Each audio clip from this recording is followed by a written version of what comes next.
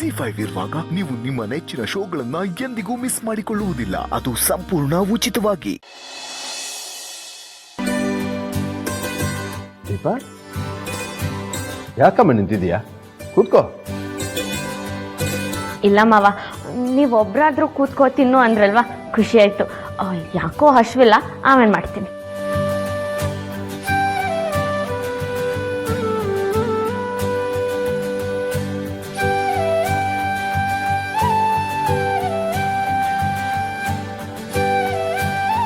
ಸಾರಿ ಅಪ್ಪ, ನೆನ್ನೆ ನಾನು ನಿಮಗೆ ಹೇಳ್ದೆ ಹೋಗಬಾರ್ದಾಯ್ತು. ಇನ್ಮೇಲೆ ಹಾಗೆ ಮಾಡಲ್ಲ. ನೋಡಮ್ಮ, ನೀನು ಸಾರಿ ಕೇಳಬೇಕಾಗಿರೋದು ನನಗಲ್ಲ, ಸೌಂದರ್ಯಂಗೆ.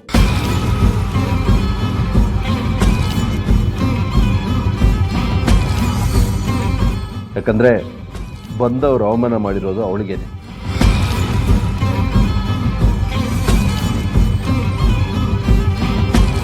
ನನ್ನಿಂದ ಅವ್ರಿಗೆ ಅವಮಾನ ಆಗಿದ್ರೆ ಅವರಿಂದ ನನಗೆ ಬೇಜಾರಾಗಿದೆ. ಅದಕ್ಕೇನು ಮಾಡೋದು?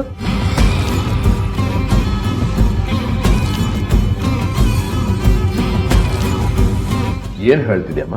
ಹೌದು ಅಪ್ಪ, ನನಗೆ ಮದುವೆ ಇಷ್ಟ ಇಲ್ಲ, ಯಾರನ್ನು ಕರೆಸ್ಬೇಡಿ ಅಂದ್ರು ಯಾಕೆ ಕರೆಸ್ಬೇಕಿತ್ತು? ತಪ್ಪಲ್ವಾ?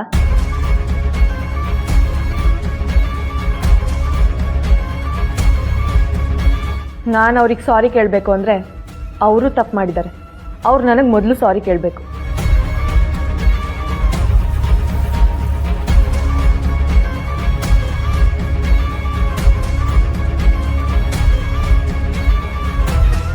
ಏನಚ್ಚು ಇದು? ಯಾಕೆ ಏನು ಅಂತ ನನ್ನ ಕೇಳಬೇಡ, ನಿಮ್ಮ ಅಕ್ಕೇನು ಕೇಳು.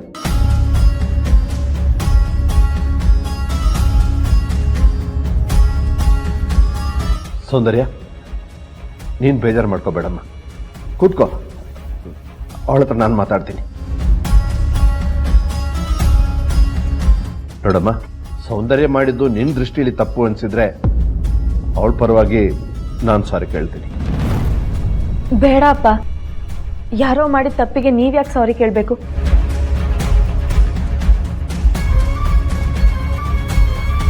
ನೀವು ನನ್ನ ತಂದೆ, ನೀವು ಆ ಥರ ನನಗೆ ಸಾರಿ ಎಲ್ಲ ಕೇಳಬಾರ್ದು.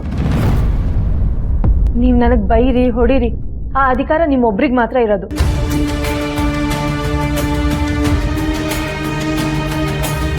ಬೇರೆ ಯಾರಿಗೂ ಇಲ್ಲ.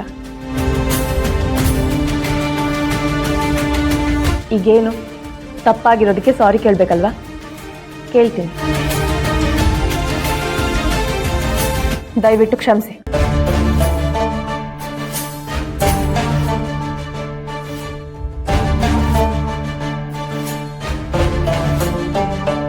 ಈಗಲಾದ್ರೂ ಕೂತ್ಕೊಮ್ಮ. ಅಚ್ಚು ಸಾರಿ ಕೇಳಾಯ್ತಲ್ಲ, ಕೂತ್ಕೊಳ್ಳಿ ಅದಕ್ಕೆ ಪ್ಲೀಸ್.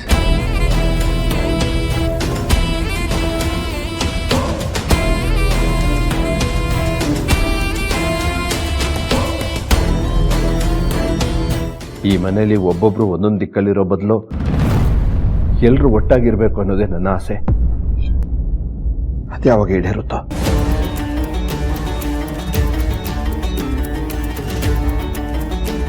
ಆ ದಿನ ಬಂದೇ ಬರುತ್ತೆ ಮಾವ, ಯೋಚನೆ ಮಾಡಬೇಡಿ.